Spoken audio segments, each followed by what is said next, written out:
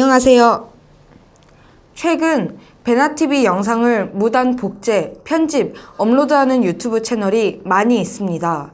제작진이 발견하여 저작권 신고를 하면 유튜브에서 채널 폐쇄 조치를 합니다. 영상을 무단 복제, 업로드하는 것은 출연진과 제작진의 노력을 빼앗는 행위이며 불법입니다. 단, 원본 영상 공유하기는 가능합니다. 시청자 여러분, 제작진이 무단 업로드한 영상을 모두 찾기는 어렵습니다. 베나TV 영상이 다른 채널에 업로드된 경우 즉시 댓글, 제작진 이메일로 신고하여 주시기 바랍니다. 그리고 신고해 주셨던 분들 감사합니다. 더불어 후원금, 구독하기, 그리고 광고 시청도 부탁드립니다. 감사합니다.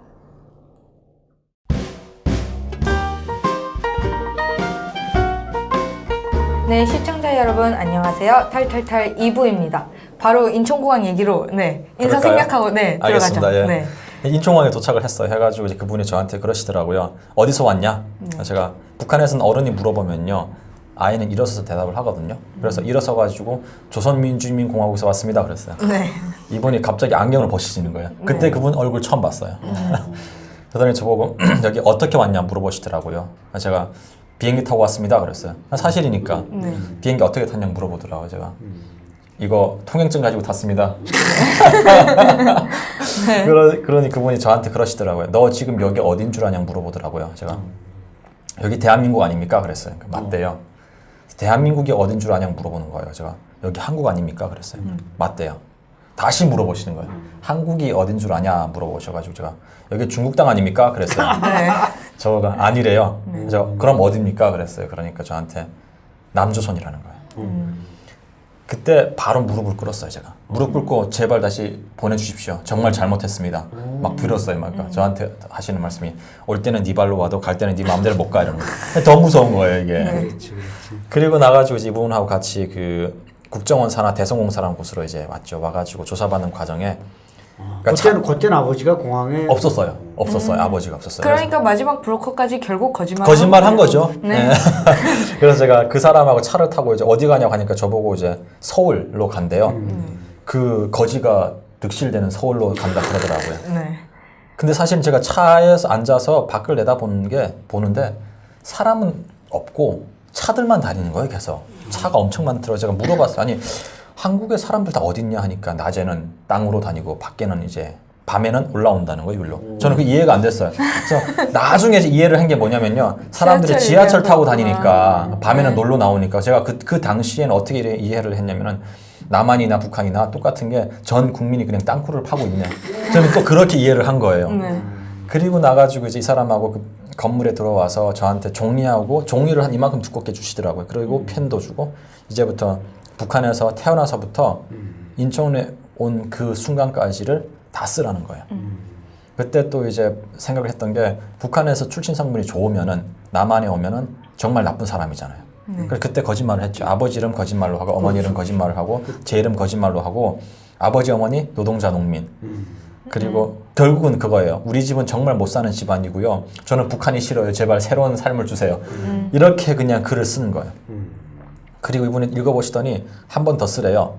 썼어요. 그때부터 이분이 저한테 이러더라고요. 지금 거짓말하고 있다는 거예요. 왜냐면 이게 지어내는 이야기니까 이거를 좀 이렇게 처음부터 끝까지 똑같게 써야 되는데 너무 이게 틀리는 거예요. 쓸 때마다. 그래가지고 이분이 막 그렇게 막 옥신각신하면서 거짓말한다 뭐 이렇게 막 이야기하다가 그렇게 하면서 한 3, 4일 정도 흘렀어요. 그러다가 그분이 이러더라고요. 저한테. 그리고 한 가지 또 처음 이제 대성공사에 갔을 때 저한테 이제 제 방이라고 이제 들어가라 하는데 그 방이 정말 깨끗한 거예요. 그리고 거기 침대 위에 양말부터 팬티까지 다 새 옷이 있는 거예요. 그리고 그날 저녁에 뭐가 나왔었냐면은 소고기하고 돼지고기하고 볶음이 나온 거예요. 진짜 북한에서 들은 말이 맞는 거예요. 남한에 가면 우선 잘 먹인다. 좋은 옷 준다. 좋은 방에서 자게 한다. 그리고 정보를 뽑아낸다. 그리고 또 보니까 그 다음날 가니까 북한에서 보고 들은 걸 다 쓰라 그러잖아요. 정보를 빼내려고. 그러니까 이제 저는 이제 죽었구나. 장마당에서 들었던 소문이 사실이구나. 사실이구나. 이거 틀린 게 아니구나. 그리고 나가지고 이제 한 3, 4일 정도 거짓말 하다 도저히 거짓말을 못 하겠더라고 더 이상. 저한테 그래서 이분이 아버지 이름만 알려달래요. 그럼 자기들이 찾을 수가 있대요. 그래서 어차피 아버지도 여기 왔으면 죽었을 텐데 여기 왔을 리가 없다. 그래서 찾을 수도 없을 거다. 그리고 이제 아버지 이름을 이제 알려줬죠. 알려주니까 이분이 그때 노트북 있었어요. 이렇게. 그때 노트북인지 뭔지도 몰랐어요. 그냥 이렇게 기계 같은 거 펼치더니 막 이러고 치더니 아버지를 찾았대요. 갑자기 한 몇 초 만에. 응. 거짓말하지 말라고 했어요. 그러더니 아버지가 그분이 이제 휴대폰을 꺼내시더니 저희 아버지 이름을 부르면서 이야기를 하는 거예요.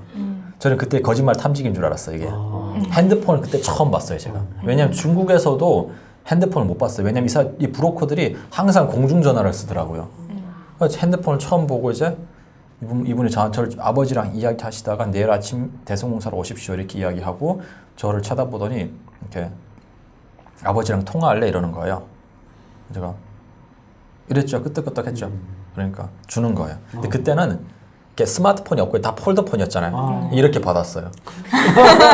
이렇게 받아요. 거꾸로. 이렇게 모르니까 이렇게 이렇게 주니까 그냥 이렇게 봐서 이렇게 하니까 거꾸로 됐거든요. 이렇게 되니까 이분이 이렇게 쳐다보고 저는 이렇게 되니까 아무 소리도 안 들리는 거예요 순간에. 그래가지고 이게 거짓말 탐지기다. 더 오랫동안 들고 있으면 이게 뇌도 빼가겠다 이런 생각이 드는 거예요. 그래서 버렸어요. 딱 버렸는데 진짜 거짓말하고 두 동강 딱 났어요. 이분이 엄청 화가 나신 거예요. 이거 지금 산지가 일주일 전에 사고 뭐라 그랬지 보험금 그리고 아직 그 미납금도 있고 막 할부도 아직 못 냈는데 막 엄청 화가 나신 거예요. 저보고 소리를 지르더니 막 네 방으로 가 이러는 거예요. 제가 잘 됐죠. 갔죠. 그리고 나서 아침에 이제 밥 먹고 이제 제 방에 들어가서 앉아 있는데 경찰이 문을 두드리는 거예요. 두드리더니 저한테 아버지 보러 가세요. 이게 마지막 날이구나. 북한에도 영화를 보면 사형수한테는 어머니 보러 갑시다, 아버지 보러 갑시다 하잖아요. 그때까지 진짜 북한 북한에 대한 마인드셋이 돼 있는 거예요. 완전 북한 사람이었으니까. 그게 지금 도강에서 얼마 만에 지금 남한으로 온 거예요? 일주일 만이죠. 일주일 만에. 제가 10월 23일 날 이제 북한을 넘었고 한국에 도착한 게 11월 1일 날 도착했어요. 그러니까 아버지가 다 이거를 준비를 완전히 완벽하게 해놓으신 거예요. 그리고 나가지고 이제 그래서 제가 그분이 아버지 보러 가자 해서 그 말을 딱 듣는 동시에 이제 곧 사형 집행이다 약간 이렇게 저는 이해가 되더라고요. 그래서 이게 사람이 죽음 앞에 서면요 다리가 우선 안 움직여요. 그러니까 제가 그 사형수들 보면 오줌을 바지에 이렇게 그러니까 싸는 거를 이해가 되겠더라고요. 그래서 밀어못 쓰니까 이분이 저한테 그러더라고요. 부추겨서 이제 밖으로 나갔어요. 근데 걸을 때마다 발목이 계속 삐는 거예요. 발목에 힘이 안 들어가니까. 그리고 나가지고 이제 저는 이제 예상을 했던 게 이제 목을 매달려면은 지하로 내려가야 하잖아요. 근데 이분이 한층 올라가는 거예요. 이렇게. 그래가지고 또 저만의 또 생각을 하는 거예요. 이게 남한에서는 옥상에서 저를 떨어뜨리려고 이러나? 그러니까 별 생각을 다 하는 거예요. 지금 왜냐면 남한에 대한 정보가 하나도 없으니까. 전혀 모르고 왔으니까 별 생각을 다 하고 이제 복도로 가는데 복도 그 옆에 창문이 있는데요. 창문으로 이렇게 봤어요. 보니까 제가 아는 남자가 뒷짐을 지고 밖을 내다보고 있는 거예요. 그래서 제가 보니까 아버지예요. 얼마 만에 만난 뒷모습만 봐도 아버지인 거예요. 그러니까 이게 자식하고 부모 사이에는 그게 느껴진 뭐가 있나 봐요. 아버지인 거예요. 그리고 제가 문을 열고 들어갔어요. 들어갔는데 아버지가 저를 보시더니 처음에 못 알아보시더라고요. 제가 많이 변했으니까 얼굴이. 그리고 나가지고 제가 그랬어요. 아버지를 보면 아버지 해야 하잖아요. 근데 아버지라는 단어가 여기까지 올라오는데요. 입안에서 안 나오더라고요. 그리고 앞이 안 보이는 거예요. 왜냐면은 눈물이 그러니까 몸에 있는 모든 수분이 여기로 다 모였던 것 같아요. 그냥 이렇게 여기가 뿌연 거예요, 그냥. 얼마 만에 보인 거예요? 아버지를 4년 만에 보는 거였죠. 4년 만에. 그리고 나서 이제 아버지랑 해야 되는데 그냥 이렇게 얼어버렸어요. 아버지가 오시더니 저를 이렇게 끌어안으면서 아버지가 미안하다 이러는 거예요. 근데 북한의 아버지들은 미안하단 말을 잘 안 해요. 근데 아버지가 미안하다 하시더니 아버지가 우시는 거예요. 제가 아버지가 태어나서 우시는 모습 처음 봤어요. 북한 아버지는 또 안 울잖아요, 또. 제가 아버지 우시는 걸 봐가지고 우니까 전 또 그때 당시 아버지가 아닌 줄 알았어요. 이렇게 강직한 아버지가 우니까. 그래서 다시 아버지를 떼어내서 얼굴을 봤으니까 아버지 맞아요. 그래서 거기서 그냥 둘이서 대성통곡을 했죠. 때릴 생각은 사라졌고 까먹었어요. 너무 울다 보니까 아버지를 때려야 되는데 까먹은 거예요. 근데 사실 보니까 제 마음속에 아버지를 보고 싶어하는 마음과 그 증오가 같이 있었던 것 같아요. 근데 애증이. 그러니까 보고 싶어 했던 마음이 훨씬 더 컸던 것 같아요. 그래서 이 증오를 덮어버렸던 것 같아요. 그리고 이제 같이 이야기하고 거기 있는 사람들도 다 같이 울었어요. 그때 제가 느꼈던 게 이게 이산가족의 슬픔과 기쁨이 이거구나. 왜냐면은 탈북자들도 어쩌면 현대판 이산가족이잖아요. 왜냐면은 천만의 이산가족이 생겼다고 하는데 한국 전쟁 때문에. 근데 지금은 전쟁이 아니라 분단 때문에 지금 3만 명 그 이상의 이산가족들이 지금 현대판 이산가족들이 계속 생기고 있잖아요.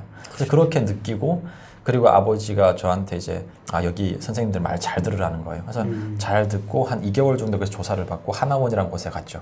하나원이라는 곳은 사실은 뭐 한국 사회에 대해서 가르쳐주고 뭐 공부를 가르쳐주고 하는데 사실 저한테는 심해 공간이었어요.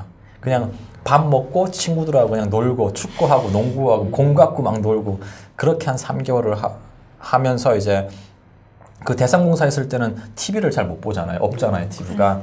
근데 하나원에 와서 제가 이제 TV를 처음 봤어요. 한국 TV를. 네. 근데 그때 처음 제가 문화 충격이 뭐였었냐면은 TV를 켰는데 남자 여자 배우가 뽀뽀를 하는 거예요.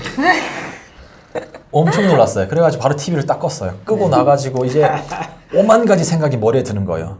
야, 이게 나라가 아니구나. 이 나라가 썩고 병든 나라다. 북한에서는 한 번도 뽀뽀라는 걸 못 봤으니까. 그리고 나가지고 한 일주일 동안 TV를 안 봤어요. 첫 번째는 무서운 거예요. 처음 뽀뽀하는 거 보니까 이게 충격이 엄청 컸던 것 같아요. 그리고 썩고 병든 나라에서는 이런 거 보지 말아야겠다. 그리고 나가지고 한 일주일 지나니까 또 심심한 거예요.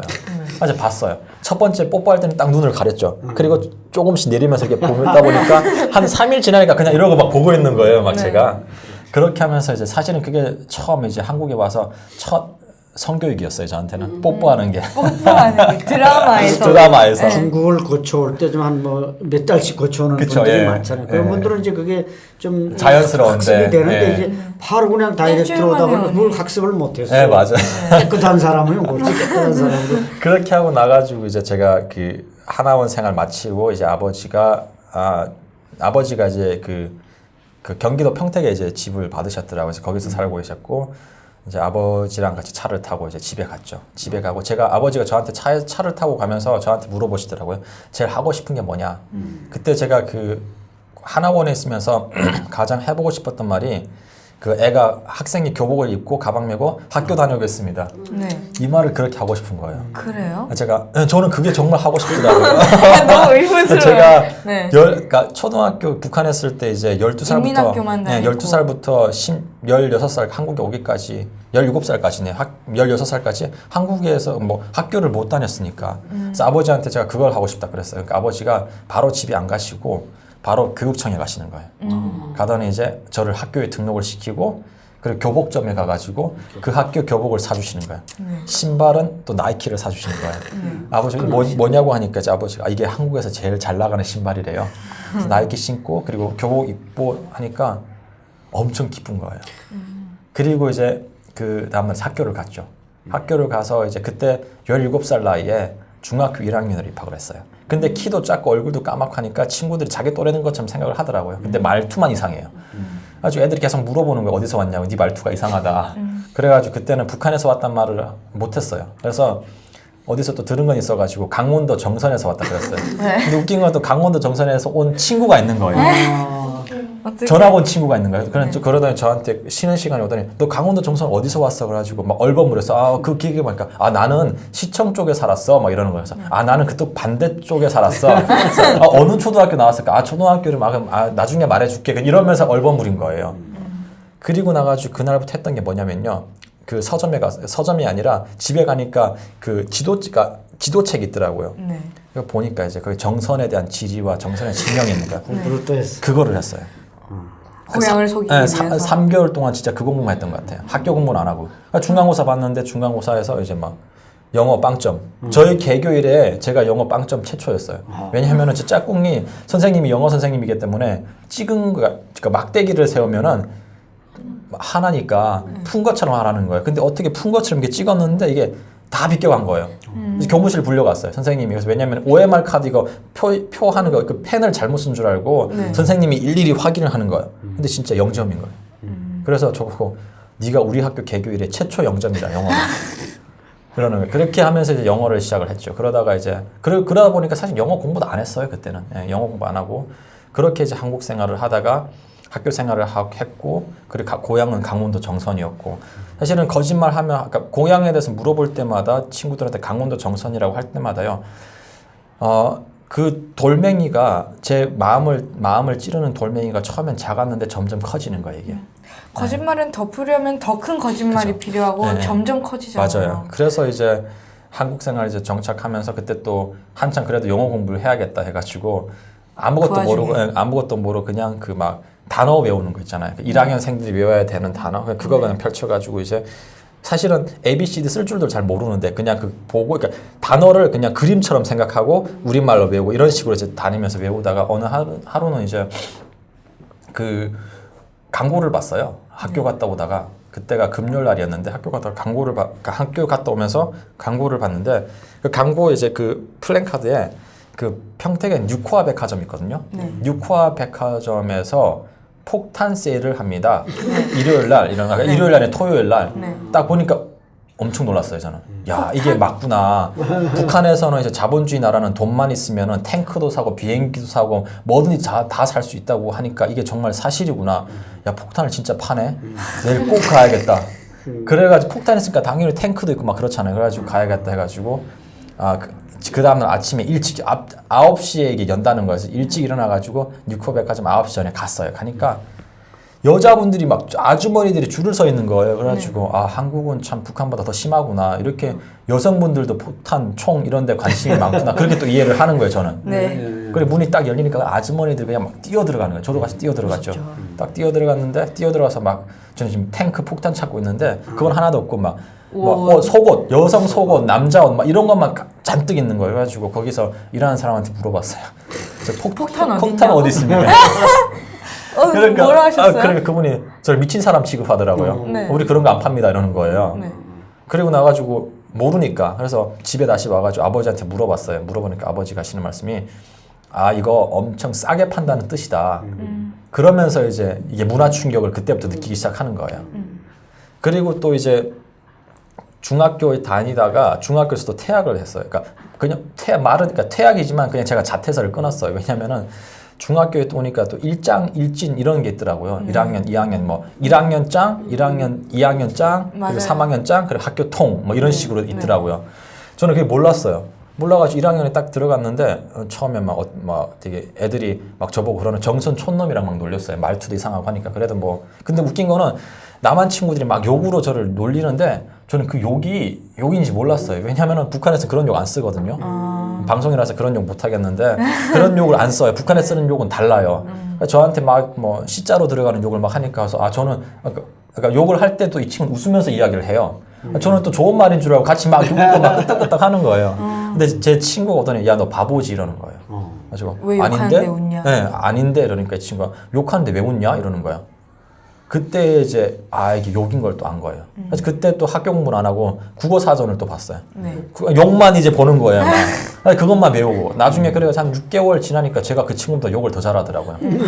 막 욕으로 막 이렇게 하니까 애들이 막 그러다가 이제 1학년에서 이제 뭐 짱이 있다고 해가지고 짱이 뭐냐니까 1학년 이거 대빵이라는 거예요. 그래가지고 그래? 누군데? 보니까 있는 거야. 그래서 야 너 짱이야? 이런 거. 오늘부터 내가 짱 할래 그랬어요 제가. 그래서 저보고 또 북한에서 꽃제비 대장을 그렇죠. 하고 계셨으니까. 싸움이라는 거 저는 싸움을 가지고 그러니까 뭐랄까 12살부터 16살까지 싸우면서 컸잖아요. 그러니까 싸움은 저한테는 그냥 뭐 삶의 일부인 거예요. 그래가지고 내가 오늘부터 짱이니까 너 짱하지 마 이랬어요. 그러니까 이 친구가 막 미쳤다고 저한테 그러는 거예요.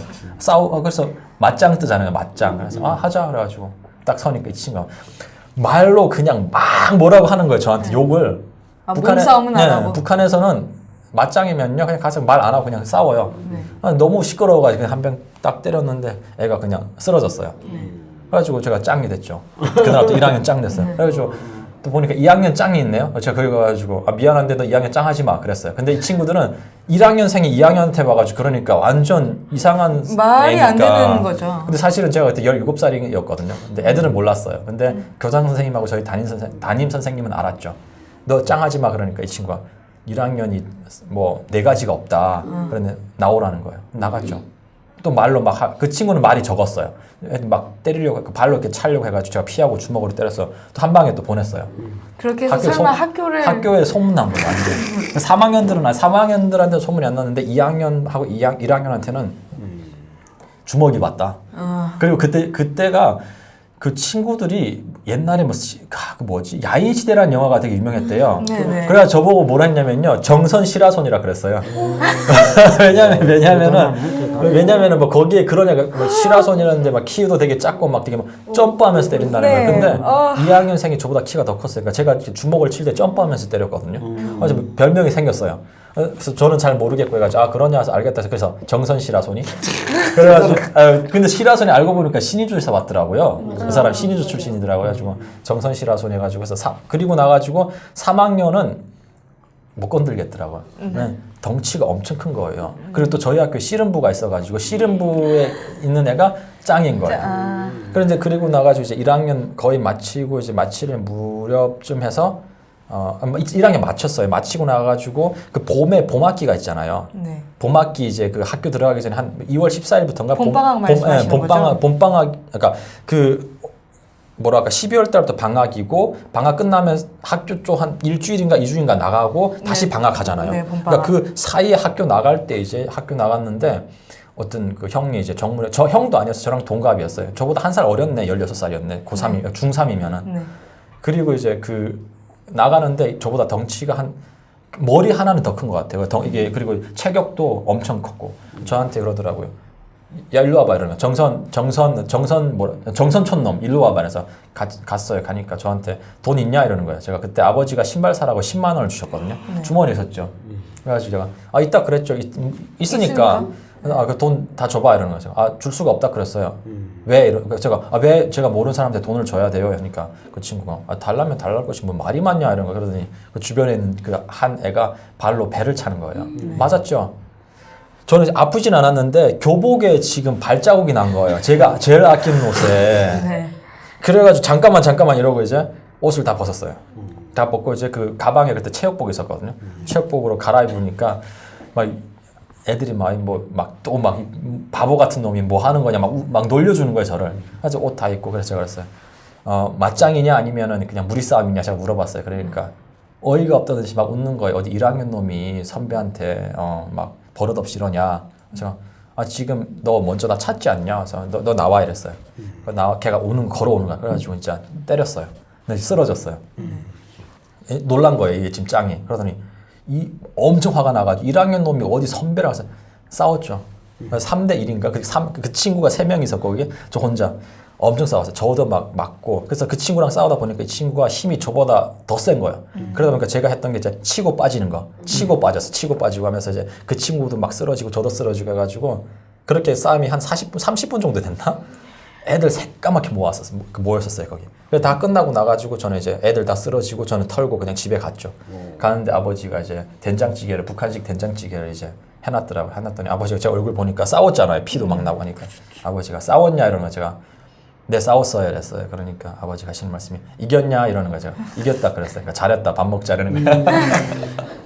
밥 먹고 있는데 갑자기 경찰이 집에 왔어요. 네, 문 두드려서 혹시 이성주 학생 집이냐? 제가 맞다 그랬어요. 그러니까 지금 병원에 같이 가셔야겠다라는 거예요. 제가 거기 그러니까 평택에 이제 그 박예병원이라는 곳이 있어요. 그래서 그 병원에 가져서 갔죠. 가니까 난리가 난 거예요. 제가 때린 그 애가 이빨이 앞에 이게 4대가 이게 부러진 거예요. 완전 이게 여기 함몰된 거예요. 완전. 그래가지고 막 걔네 아버지 어머니가 완전 난리가 난 거죠. 그래가지고 그 어머니가 저를 보더니 저를 당장 소년원에 보내겠다 그러는 거예요. 합의를 안 하면 소년원에 보내겠다 그러더라고요. 제가 아버지가 합의를 어떻게 했으면 좋겠습니까? 물어보니까 이분들이 800만 원을 내놓으라는 거예요. 그래서 아버지가 바로 가가지고 현찰로 800만 원을 갖고 오셨어요. 갖고 와가지고 이제 아버지가 주고 무릎 꿇고 이제 잘못했다고 비는 거예요. 아들 교육 잘 시키겠다고. 그때 제가 이게 한국에서는 싸우면은 돈이 나가고 아버지가 모르는 사람한테 무릎을 꿇는구나. 싸우면 안 되겠다. 그때 이제 처음 또 깨달은 거예요. 그렇게 하면 한국사회를 지금 정착해 나가는 거예요. 그리고 그 다음날 학교에 갔어요. 학교에 갔는데 이제 교장 선생님이 저를 부르시더라고요. 부르시더니 저한테 그러는 거예요. 북한에서 왔으면은 공부만 열심히 하지 학교에서 아주 말썽만 부린다. 꼴통 같은 놈이 이러는 거예요. 그래서 꼴통이라는 그 말에 엄청 화가 나는 거예요. 그래서 제가 그때 그랬어요. 내가 꼴통이 아닌 걸 내가 당신한테 증명할 테니까 그냥 나 학교 나가겠다 그랬어요. 그러니까 그분이 나가라는 거예요. 저한테. 네가 나가는 게 훨씬 좋대요. 자퇴를 끊었죠. 그래서 자퇴를 끊고 나가지고 사실은 자퇴를 끊고 나니까 이게 공부할 곳이 없는 거예요.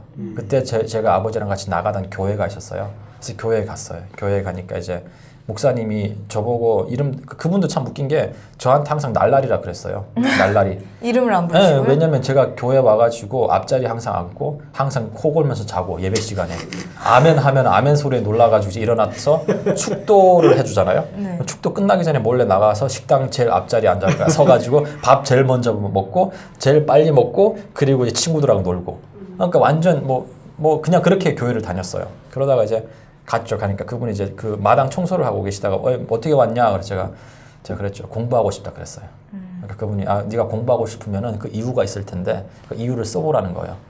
그래서 제가 종이를 주더라서 썼죠. 썼는데 사실은 꽃제비 출신들은요 이게 IQ보다 EQ가 엄청 발달돼 있어요. 그러니까 자기가 그 처한 상황에 대처를 잘하고요. 그리고 그 상황을 자기한테 유리하게 만들어가는 그 타고난 능력이라기보다는 길거리에서 배운 그 능력을 터득을 한 거예요. 그래서 이제 또 멋있게 썼죠. 저는 공부를 해야 되는 이유, 북한의 통일을 위해서 뭘 위해서 엄청 명작을 딱 썼어요. 쓰고 나가 딱 주려고 하는데 이게 마음에 찔리는 거예요. 거짓말이니까. 그래서 그냥 찍찍 끊고 그냥 마지막에 공부하고 싶습니다. 이렇게 주니까 목사님이 보시더니 잠시 들어오래요. 들어갔죠. 들어갔는데 목사님 딸이 그때 미국으로 유학가게 돼 있었어요. 그 학기에. 근데 그 목사님께서 이제 그 누나한테 미국 가는 거 한 학기 미루고 얘를 검정고시 패스시키고 가라 이러는 거예요. 누나가 또 되게 순종적으로 알겠습니다 그러는 거예요. 고마운 일이네. 네, 그리고 나서 이제 누나가 저한테 하는 말이 내일 아침부터 매일 5시에 새벽 5시에 교회로 와라. 그리고 10시까지 교회에서 공부해라. 이거를 지킨다는 약속하에 내가 너를 가르칠 수 있다는 거예요. 저는 알겠다 그랬어요. 왜냐면 꼴통이 아닌 걸 우선 증명을 해야 되니까 공부를 통해서. 그리고 나가지고 그 다음날 아침에 갔죠. 5시에. 갔는데 공부는 안 가르쳐주고 이제 새벽 교대를 시키는 거예요. 네. 그래서 전 잤죠 또.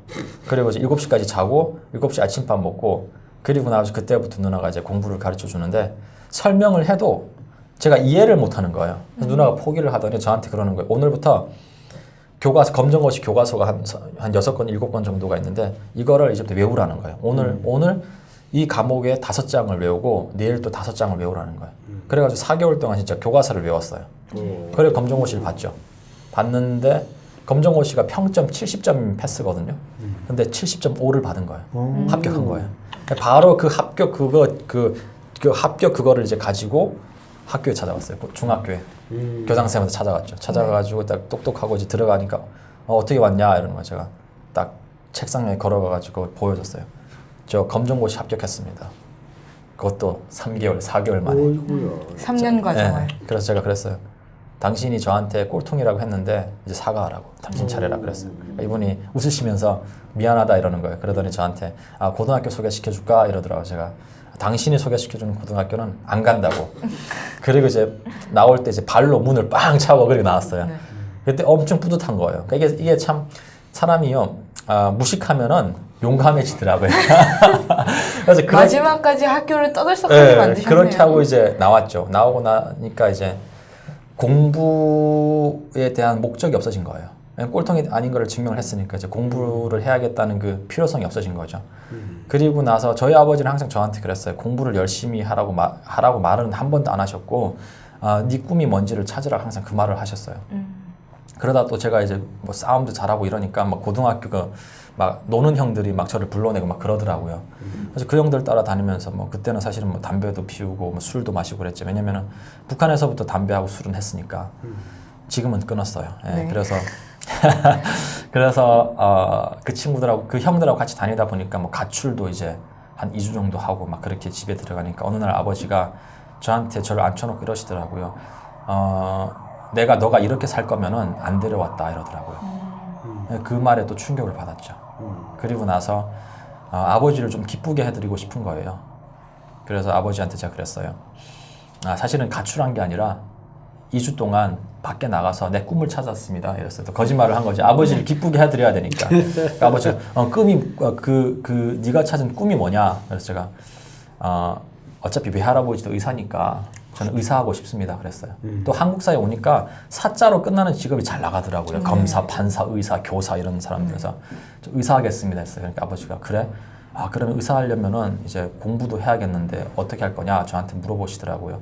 근데 그 즈음에 제가 그 부산에 있는 지구촌 고등학교라는 학교가 있어요. 그 학교가 그 주로 선교사님 자녀들이 많이 가는 학교고 탈북자가 그때 한 2-3명 정도가 있었어요. 그때 그 학교 이제 교장 선생님하고 그 사모님을 만났어요, 제가.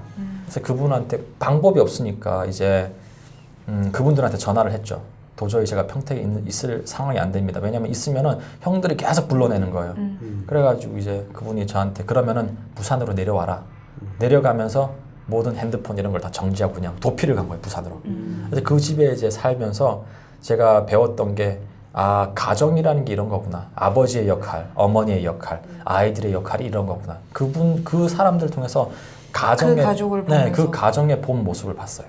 그리고 나가지고 저한테 그러더라고요. 그분들이 선생님 말 잘 듣고 그리고 학교 생활 잘 하고 하면은 저희 학교가 학비를 내야 되는 학교거든요. 학비가 무료라는 거예요. 저한테는 이제 뭐 남는 장사잖아요. 그래가지고 그때부터 이제 공부를 해야겠다라고 생각을 했죠. 사실은 부산에 내려가기 전에 아버지가 저한테 그러시더라고요. 그 내려가기 전날에 아버지가 이제 밥을 같이 먹자는 거예요. 보니까 이제 그러니까 그 밥상 옆에 담배 한 보로 있고 참이슬 이제 한 박스가 있는 거예요. 한 박스? 네, 한 박스가 있었어요. 네. 병으로 된 거. 그러더니 아버지가 이제 사발을 갖고 오래요. 북한에서는 사발주를 또 하시잖아요. 그렇죠. 사발을 딱 갖더니 아버지가 한 병씩 딱 쏟는 거예요. 쏟더니 아버지가 마시자는 거예요. 사실은 북한에서는 술은 아버지랑 같이 할 수 있어요. 근데 담배는 아니잖아요. 근데 술을 딱 이렇게 마시고 아버지가 담배를 딱 주시는 거예요, 저한테. 피우라는 거예요. 제가 아무리 내가 망난이라 해도 아버지 앞에서 담배를 피울 수가 없다 그랬어요. 그러니까 아버지가 아버지라고 생각하지 말고 그냥 남자라고 생각하고 피우라는 거예요. 남자 대 남자로. 제가 왜 이러는지 이해가 안 되는 거예요. 그래서 피웠죠. 다 피우고 나가지고 아버지가 하시는 말씀이 이 담배가 네 인생에서 마지막 담배였으면 좋겠다. 그리고 이제 이 술이 네 인생에서 마지막 술이었으면 좋겠다라는 거예요. 아버지가 아버지와 아들의 약속이 아니라 남자 대 남자로서 약속을 하자. 너도 이제 18살, 19살이니까 남자다 이러는 거예요. 제가 아버지가 그렇게 말을 하니까 그냥 얼떨결에 네 이랬어요. 그리고 나가지고 부산에 내려갔죠. 그래서 술하고 담배를 끊어야 하잖아요. 아버지랑 약속을 했으니까. 그러니까 이제 엄청 힘든 거예요, 이게. 그렇죠. 그래서 아버지를 약속했으니까 끊어야죠. 그래서 이제 끊었죠. 술하고 담배를 진짜 힘들게 끊었어요. 끊고 나서 그 학교에서 이제 공부를 시작을 하게 됐죠. 시작을 하면서 사실은 모든 게 다 어려웠어요. 그러니까 그게 온지 얼마나 됐을 때였어요? 그때가 제가 한국사에 중학교를 제가 17살에 갔었고 고등학교를 제가 19살에 갔어요.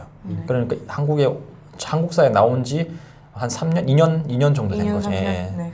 그리고 이제 가서 공부를 하는데 사실은 하나도 이해가 안 되는 거예요. 그래가지고 제가 이제 했던 게 뭐냐면은 그리고 또 선생님이 설명을 해주면은 다른 친구는 1분 만에 이해할 것을 저는 막 5분, 10분 만에 이해를 하는 거예요. 그러다 보니까 제가 할 수 있었던 것은 이해할 때까지 책상에 앉아 있는 거였어요. 그게 이제 습관이 들었던 거예요. 그래서 지금도 이제 보통 10시간은 앉아 있을 수 있어요. 책상에 공부하면서. 그러다 보니까 저는 이제 머리로 공부한 게 아니라 엉덩이로 공부를 하게 된 거죠. 그리고 또 제가 또 뭐 이해가 안 되니까 주로 했던 게 뭐냐면은 선생님이 설명하는 거를 노트를 적었어요. 실제로 선생님이 기침하는 것까지 적었어요. 다 그냥 이런 선생님이 하는 것도 모든 말을 다 선생님, 적었군요. 그러니까 수업 시간에 선생님 입에서 나오는 모든 걸 적었어요. 그러다 보면은요, 이렇게 교실이 좀 크다 보면은 애들이 떠들면은 이제 선생님 말이 안 들리잖아요. 그러니까 또 제가 형이었잖아요. 그러다 보니까 애들한테 아예 말했어요. 수업 시작하기 전에. 자, 떠들 놈은 자라. 만약 떠들면은 수업 끝나고 나한테 죽는다 그랬어요. 그러니까 선생님이 저를 엄청 좋아하셨어요.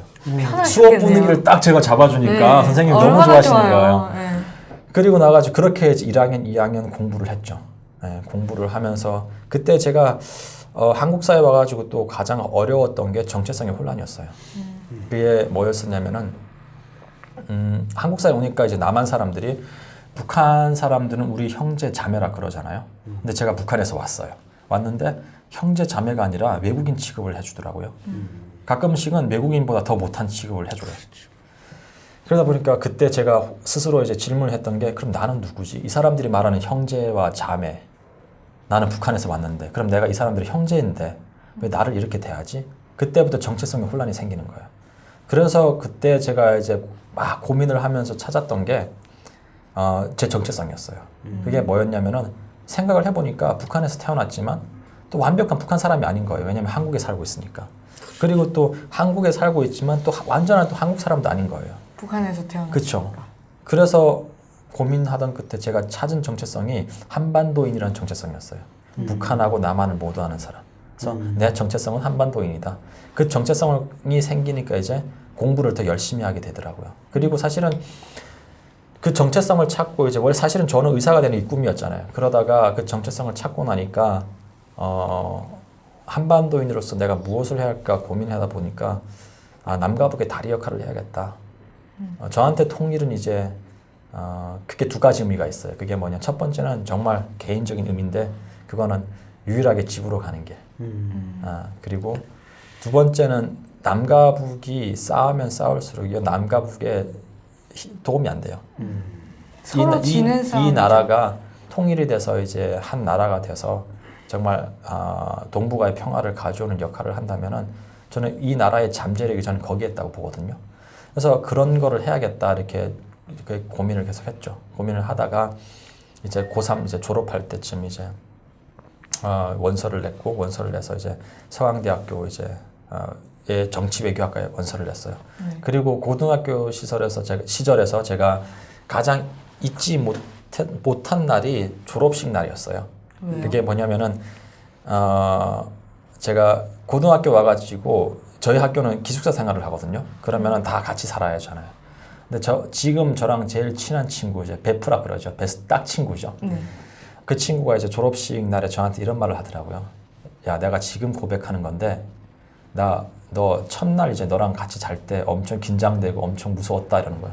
내가 왜 이랬어요. 그러니까 네가 나 잘 때 목 따고 북한에 올라가면 어쩔까라는 그 두려움이 엄청 있었다는 거예요. 근데 너랑 나랑 3년 동안 같이 공부하고 축구하고 같이 목욕탕 가서 등대도 밀어주고 이러면서 내가 느낀 거는 너와 나는 친구가 됐고 너하고 나 사이에는 이미 통일이 된 것 같아라는 거예요. 그 친구가 그 말을 해주는데 눈물이 나는 거예요. 그래서 그거를 이제 듣고 나서 더 열심히 공부를 해야겠다. 그리고 이제 대학교에 왔었죠. 사실은 대학교 입학할 때 저는 저 스스로 약속을 했어요. 그게 뭐냐면은 1학년 때는 친구들의 바지가랑이를 잡고 가자. 2학년 때는 친구들의 손을 잡고 가자. 3학년 때는 친구들과 어깨를 나란히 하자. 4학년 때는 친구들을 앞서가자. 이거였어요. 그거를 이제 써놓고 이제 했죠.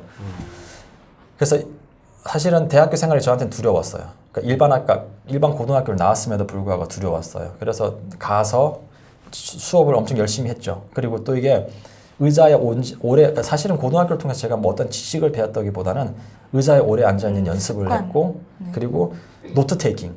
그러니까 노트 테이킹을 노트를 쓰는 연습을 한 거예요. 그걸 3년 동안 하다 보니까 대학교에 왔을 때 그렇게 많은 친구들이 노트를 안 쓰더라고요. 거의 저하고 몇 명만 이렇게 노트를 쓰는 거예요. 그러다 보니까 제 노트가 중간고사 기간 때는 엄청나게 인기가 많았어요. 애들이 막 서로 와가지고 카피를 좀 해달라고. 그러다 보니까 친구들하고 더 친해지게 되는 거예요. 그리고 친구들이 막 고맙다고 한번 빌려주면 막 밥도 사주고 영화도 보여주고 하니까 저는 그게 또 좋은 거예요. 근데 더 웃긴 거는 이 친구들이 시험 때는 그렇게 열심히 해요. 근데 1학년 때는 막 MT, 뭐 선배, 뭐 술 사주고 막 이러잖아요. 그러다 보니까 항상 이 친구들이 술 먹고는 그 다음날 학교를 안 오는 거예요. 저희 서강대학교 같은 경우는 학사 관리가 철저해요. 세 번 결석하면 3번 지각하면 1번 결석이고 3번 결석하면요 F 나와요. 그러다 보니까 이 친구들이 아무리 열심히 이제 그 중간고사, 기말고사를 준비를 해가도 저보다 성적이 계속 낮은 거예요. 왜냐하면 지각, 결석 이런 걸 많이 하다 보니까. 그러다 보니까 저한테는 참 감사한 게 이 친구들이 술을 먹고 학교를 안 나오는 게 얼마나 감사한지. 저는 계속 출석을 해가지고 이제 출석 점수가 좋고 그래도 시험 공부 열심히 했으니까 성적이 상당히 잘 나오는 거예요. 대학 생활하면서 가장 인상 깊었던 부분은 어떤 부분인가요? 대학 생활 하면서 가장 인상 깊었던 부분 같은 경우는 발표 수업이요. 왜냐면은 발표 수업을 하면서 사실 저는 대학교 갔을 때 북한에서 왔다는 말을 해버렸어요. 왜냐면 제가 정체성을 찾고 나니까 자신감이 생기더라고요. 그래서 제가 학교에 가서 이제 그때는 말도 뭐 북한 말 안 쓰고 그냥 일반 남한 학생들처럼 북한에서 왔단 말을 안 하면은 이 친구들이 몰랐어요. 그래서 한 번은 제가 북한에서 왔다고 하니까 제 친구가 그러더라고요. 네가 북한에서 왔으면 나는 오바마 아들이다 이러는 거예요. 안 믿었군요. 네, 진짜 그래서 북한에서 왔다 그랬어요. 진짜 안 믿는 거예요. 그래가지고 그 탈북 우리 오면은 그 탈북 확인서가 있거든. 탈북자 확인서가 있잖아요. 그걸 보여줬어요. 보여줬고. 아 진짜 북한에서 왔다. 아 그때 믿는 거예요. 그러다 보니까 항상 북한 관련된 발표를 하고 토론을 할 때는 제가 북한에서 왔다 그랬어요. 친구들 두 부류였어요. 저를 좀 멀리하는 친구들이 있었고 신기해서 더 친구를 하려고 하는 친구들이 있었고. 근데 멀리하는 건 그 사람의 선택이니까 제가 어떻게 할 수가 없잖아요. 그래서 그렇게 하면서 이제 대학교 생활을 했고. 근데 우리 형숙 씨가 다닐 때가 그래도 탈북 청년 학생들이 서강대 좀 많이 있던데. 네 맞아요. 예, 그때가 한 30명, 40명 정도가 있었는데. 꽤 많았네요. 사실 저는 탈북 친구들하고 이제 같이 교류도 이제 했는데 그렇게 많이 교류를 못했어요. 왜냐면은 저한테는 이제 대학 생활에서 가장 첫 번째 목표는 성적을 잘 받는 거, 그 공부를 열심히 하는 거. 그렇게 하면서 제가 1학년을 마쳤고 2학년 때 이제 올라가면서 아무리 한반도 주변의 나라들을 통일을 위해서 이해를 해도 그리고 주변의 나라들이 통일을 도와줘도 정작 남과 북의 대화가 안 되면은 통일을 못 하겠더라고요. 그래서 그러면은 내가 갖고 있는 그 경험을 가지고 어떻게 남과 북의 다리 역할을 할까 고민을 하는 과정에 그러면 신방과를 가야겠다. 그래서 남과 북의 커뮤니케이터가 돼야겠다. 그리고 글로써 남과 북의 통일의 필요성을 남쪽 사람들에게 알려야겠다. 그리고 내 경험을 통해서 남한 사람들에게 북한을 알려야겠다. 그게 또 이제 저의 하나의 또 단기의 꿈이었어요. 그래서 이제 신문방송학을 복수 전공을 했고, 그리고 사실은 1학년, 2학년, 3학년을 마치다 보니까 성적을 제가 잘 받았고, 그리고 또 수업도 많이 들었어요. 그러니까 서강대는 성적이 높으면요, 그러니까 21학점, 24학점까지 들을 수가 있어요. 8개, 최대한 8개 과목까지 들을 수가 있거든요. 근데 그게 성적이 뭐 3.7 이상인가 아마 그럴 건 모르겠어요. 그러니까 그게 제가 했을 때는 그 정도 돼야 이제 들을 수가 있었으니까. 그래가지고 보니까 성적을 너무 많이 들어가지고 한 학기는 학교 안 가도 되겠더라고요. 그래가지고 그냥 안 갈 거면 어차피 그냥 졸업이나 해버리자. 그래가지고 그냥 3년 반 만에 조기 졸업을 했어요. 조기 졸업을 하고 그러니까 조기 졸업을 할 때 그러면 내가 앞으로 대학교를 졸업을 하고 뭘 할까 했을 때 아무리 훌륭한 기자가 돼서 좋은 글을 써도 편집장에게 올라가서 그게 신문사의 이제 앵글하고 그러니까 신문사의 시각하고 안 맞으면은 이게 제 글이 안 실리잖아요. 그러다 보니까 한계가 있더라고요. 근데 제가 오피니언이나 칼럼을 보면은 교수들이 자기 이야기를 그냥 막 쓰는 거예요. 저는 그게 하고 싶더라고요. 그래서 그러면은 내가 전문가가 되겠다. 그래서 이제 대학원을 가기로 결심을 했죠. 대학원을 준비하는 과정에 사실은 저는 한국에서도 대학원을 가고 싶지가 않았어요. 왜냐하면은 제가 하는 공부가 국제관계이기 때문에 한번 이 공부를 외국에 나가서 해봐야겠다. 그래서 국제관계를 이제 그 공부를 막 조사를 하고 하다 보니까 미국 쪽, 영국 쪽을 알아보고 있었어요. 근데 장학금이 없더라고요. 그래가지고 결국 제가 이제 영국을 선택한 거는 장학금 때문에 이제 영국을 간 거죠. 그 전에 학교를 졸업하고 제가 캐나다에 한 6개월 정도 갔었어요. 그게 교환학생으로 가신 교환학생은 거예요? 아니고요. 그게 이제 그 한보이스라는 그 캐나다의 단체가 있는데 그 단체가 탈북 학생들을 이제 선발을 해가지고 캐나다 의회에서 인턴십을 하면서 북한 관련 그런 뭐 일들을 하게 하는 그런 프로그램이었는데 제가 이제 캐나다에 가가지고 그 캐나다 하원 부의장의 이제 보좌관을 했어요. 하면서 그분이 또 북한 인권에 관심이 많았고 해서 그래서 이제 그분하고 같이 그 북한 인권 결의안도 이제 그 하원에서 통과를 시켰고 이런 활동을 했고 그리고 또 예전 그 지금 전 총리가 스티븐 하퍼 총리도 만나서 또 북한에 대해서 이야기를 하고 그렇게 하다 보니까 확실하게 내가 석사 공부는 외국에서 해야겠구나라는 그 마음이 들더라고요. 그래서 한국에 돌아와가지고 장학금을 찾던 중에 그 영국 외무성에서 주는 셰브닝 장학금이라는 그 장학금이 있어요. 그래서 거기에 지원을 했죠. 또 감사하게 된 거예요.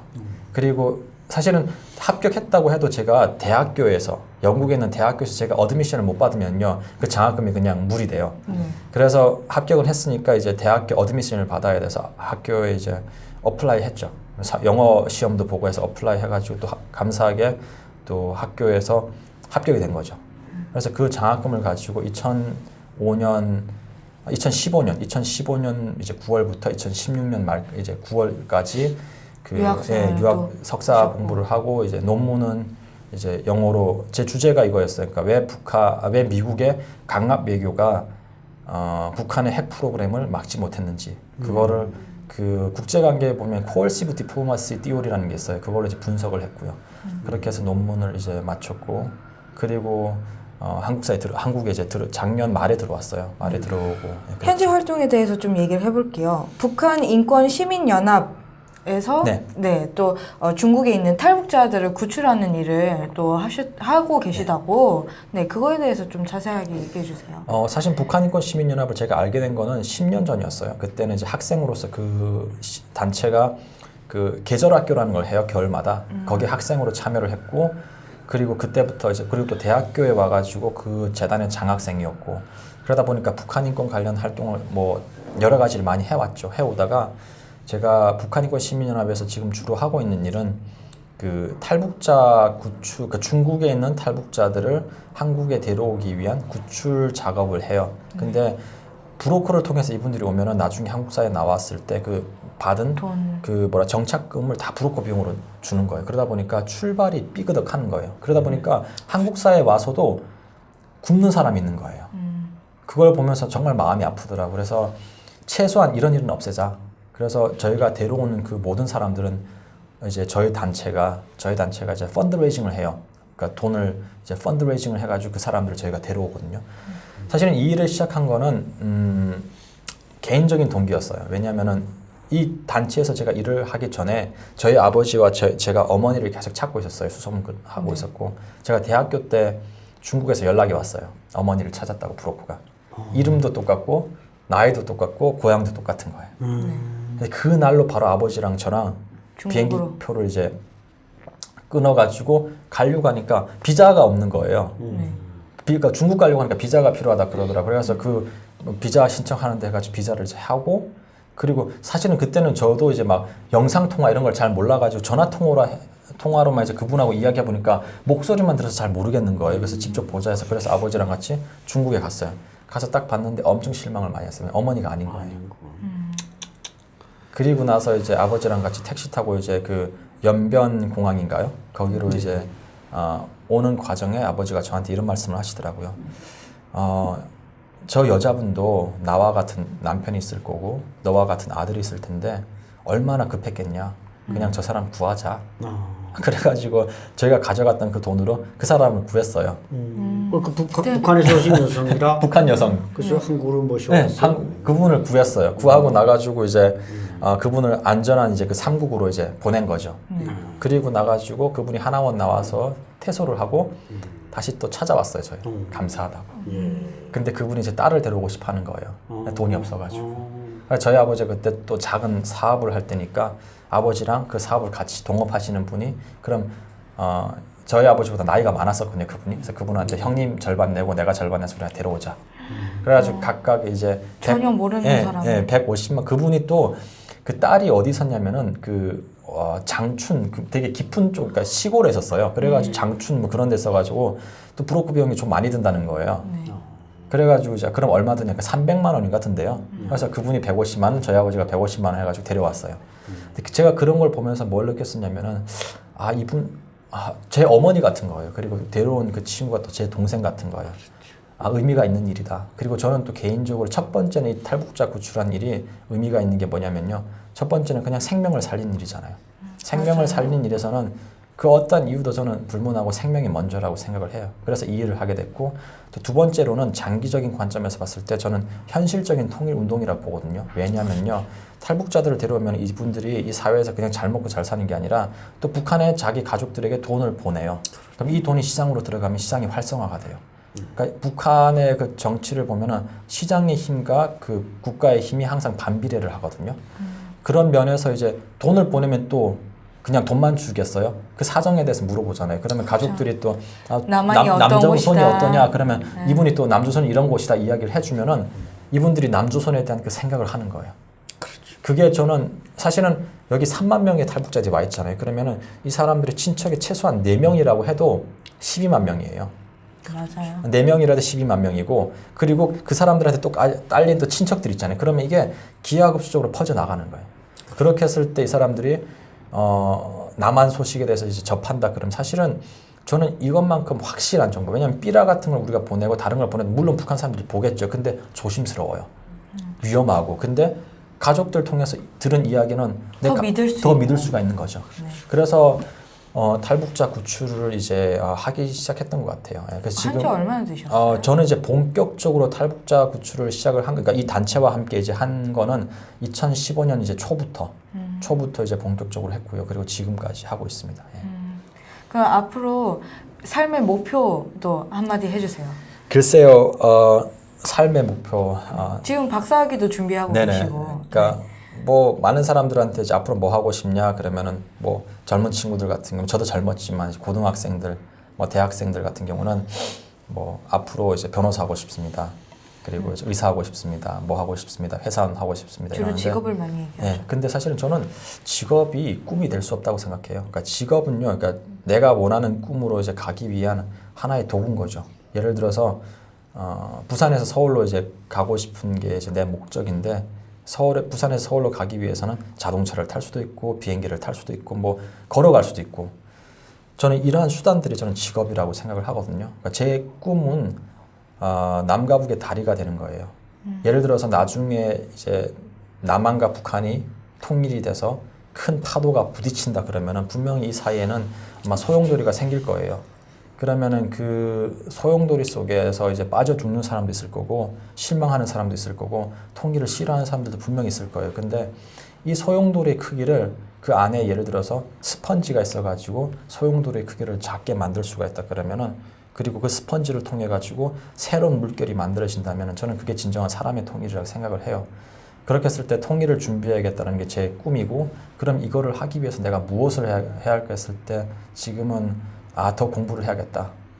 사실은 왜냐면 제가 지금 연구하고 싶은 그 학문이 뭐냐면은 그 갈등과 해결. 국제관계 속에서도 갈등과 해결이 있고 사회 속에서도 갈등과 해결이 있고 나라 안에서도. 그러니까 결국은 전쟁도 갈등이잖아요. 전쟁을 해결하는 것도 어떻게 해결하는지 우리가 공부를 해야 하잖아요. 그래서 제 관심 분야는 지금 갈등 그리고 이제 뭐 영어로 말하면은 conflict resolution이라는 그 뭐랄까 분야가 있어요. 그래서 그 분야를 이제 공부를 해서 앞으로 통일이 됐을 때 이 많은 갈등을 남한 안에서도 이제 뭐 남남 갈등이 있잖아요. 뭐 그렇죠. 북남 갈등은 더 말할 것도 없고 그래서 이 갈등을 우리가 어떻게 이해를 하고 어떻게 해결을 해서 더 나은 대한민국을 만들까라는 그 고민을 항상 해요. 그래서 아마 박사는 뭐 석사는 국제관계를 이제 공부를 했고 북한하고 미국 간의 그 관계를 분석을 했지만 이제 박사는 아무래도 좀 제가 배웠던 석사 때 배웠던 그런 이론들을 가지고 이제 갈등 해결에 더 초점을 맞추지 않을까 저는 그렇게 생각을 합니다. 그 갈등 이론 컴플리트 티어리가 참 통일이 됐을 때 우리 남과 북을 다 경험한 이런 인재들이 이제 필요하죠. 특히 또 외국 유학을 했다고 할 때 아마 엄청난 인재가 될 수 있을 텐데 우리 지금 형석 씨는 나이도 젊고 그러니까 기대가 승승장구해서 통일에 아마 큰 제목이 되지 않을까. 감사합니다. 늘 기대가 크고 우리 이만갑에서도 늘 이렇게 같이 앉아서 옆에서 하지만 오늘 얼굴을 또 다시 보게 됐어요. 내가. 그때까지는 잘 몰랐는데 저도 이제 그 시라소니 고향이 신의주 사람인데 학교 때랑 보면 거기도 이렇게 조폭이 있어요. 근데 조폭이라는 게 그냥 전문 폭력이 아니라 학교 다니면서 직장 다니면서 하는 폭력이라는 게 우리하고 좀 달라요. 근데 그 두목은 뭐 이렇게 좀 와디디하게 생긴 사람 같지만 꼭 우리 저희 형석 씨처럼 이렇게 핸섬해요. 핸섬하고 깨끗한 사람이 두목이에요. 근데 오늘 주먹도 잘 쓰고 뭐 학교 때 아까 뭐 때려 눕혔다는데 자기 발자국 자리가 이게 날 정도로 맞고도 또 가서 아버님이 사과했다. 참 그것도 갈등이에요 일종의. 네, 그렇죠. 남과 북의 통일되면 또 그런 갈등이 없어야 되니까 큰 정치학자가 돼서 고맙습니다. 큰 일을 하실 것 같습니다. 오늘 출연 소감 한마디 해주세요. 글쎄요, 뭐 출연 소감 사실은 뭐랄까 이제 한국 사회 3만 명의 탈북자들 있잖아요. 그러면은 우리 사회가 3만이라는 새로운 이야기를 갖고 있어요. 그러니까 북한 사회가 워낙 단절돼 있기 때문에 A 지역에서 이제 살다 온 탈북자는 또 B 지역을 모를 수가 있어요. 그러다 보면 이제 A 지역의 사람이 A 지역의 이야기만 하다 보면은 B 지역 사람은 저 사람 거짓말한다 이래요. 사실은 거짓말이 아니라요. 워낙 북한 사회가 단절돼 있기 때문에 자기가 모르는 걸 이야기를 하거든요. 사실은 아마 이 프로도 아마 북한 사람들이 보실 거예요. 그러면 이제 북한에서 왔기 때문에 북한을 다 안다고 생각하면 오산이고요. 이런 방송을 통해서 다시 또 북한의 몰랐던 부분을 공부하는 그런 좋은 방송이 됐으면 좋겠어요. 그리고 또 한 가지는 만약 남한 분들이 이 방송을 시청을 하신다 그러면요. 저희 한국 사회에 3만 명의 탈북자들이 살고 있거든요. 어쩌면 이들이 먼저 온 미래예요. 왜냐하면은 우리가 이 사람들이 지금 한국 사회에 살고 있는데 이 사람들하고 우리가 사람의 통일을 못 이뤄내잖아요. 그러면 어떻게 나중에 통일이 됐을 때 2,500만의 통일을 이뤄내겠어요. 그렇죠. 그러니까 우리가 그것을 좀 고민을 해봤으면 좋겠어요. 그리고 또 탈북자분들 같은 경우는 자기의 경험을 진솔하게 보태거나 빼거나 하지 말고 그냥 본 것 그대로 남한 분들에게 이야기를 해주는 게 저는 필요하다고 생각을 해요. 왜냐하면 남한 분들은 저희를 통해서 북한을 이해를 하거든요. 그렇게 했을 때 북한을 이해하면 이분들이 또 통일로도 생각을 할 수가 있어요. 예를 들어서 이런 분들하고 나중에 통일됐을 때 만났을 때 내가 어떤 것을 할까? 내가 가진 이 능력을 가지고 어떻게 북한 사람들하고 하나가 될까? 북한을 어떻게 재건을 할까? 그러한 면에서 때 저는 지금 뭐 이런 TV 프로들이 많아졌으면 좋겠어요. 많아져가지고 다양한 탈북자들이 나와서 이제 자기 그냥 이야기를 진솔하게 하고 그리고 또 이제 그런 이야기들이 한국 사회에 이제 저변에서 이제 확대가 돼서 탈북자와 뭐 탈북민과 이제 남한 분들이 같이 지역 사회 이제 사람들이 같이 뭐랄까 친구가 됐으면 좋겠어요. 봉사자가 아니라. 사실은 봉사자는요 도와줄 수는 있어요. 지금까지 많은 남한 분들이 탈북민들에게 봉사자라서 다가갔어요. 그러다 보면 어떤 문제가 생기냐면요. 봉사자는 열심히 도와주려고 하는 그 마음이 정말 굴뚝 같아요. 근데 이분을 그러니까 봉사자로서 친구였으면 좀 더 이해했을 텐데 봉사자로서 이분을 제대로 이해를 못한 거예요. 그러다 보니까 사실은 저는 이쪽이 가려운데 그냥 등이 가렵다고 이야기를 해요. 그럼 봉사자분은 어디가 가려워하고 안 물어보고 그냥 막 긁어주는 거예요. 이쪽 등을 긁어주다 보면 여기가 피가 나고 진물이 나요. 그러다 보면은 그만 긁어주시라고 이렇게 이야기하잖아요. 그러면은 남한 분들은 상처를 받아요. 내가 이렇게 열심히 도와줬는데 배은망덕한 탈북자라 그러거든요. 그게 배은망덕한 탈북자가 아니라 먼저 친구가 안 됐기 때문에 그래요. 친구가 되면요, 이 친구가 뭐가 필요한지 알 수가 있고, 그리고 이 친구가 말을 안 해도 도와줄 수가 있어요. 저는 3만 명의 탈북자와 그 지역사회 주민들이 정말 좋은 친구가 됐으면 좋겠어요. 저는 그게 우리가 지금 21세기에 새롭게 통일을 준비하는 첫 걸음이 아닐까 저는 그렇게 생각합니다. 네. 끝으로 제가 또 한 말씀 꼭 베나TV를 통해서 드리고 싶은 건 베나TV는 북한 동포들도 많이 보니까 분명히 아마 형숙 씨 어머니는 어디 북한에 살아 계시고 돌아가시지 않았어요. 그렇기 때문에 이렇게 잘 자란 아들을 보기 위해서 대한민국으로 발길을 돌리든지 건강하게 살아 계시라 이 말씀 내가 꼭 드리고 싶어요. 감사합니다. 네, 오늘 이렇게 새로운 탈북자의 또 새로운 탈북기를 들어봤습니다. 다음 회차엔 또 다음 게스트와 함께 하도록 하겠습니다. 지금까지 탈탈탈이었습니다. 시청해주셔서 감사합니다. 고맙습니다.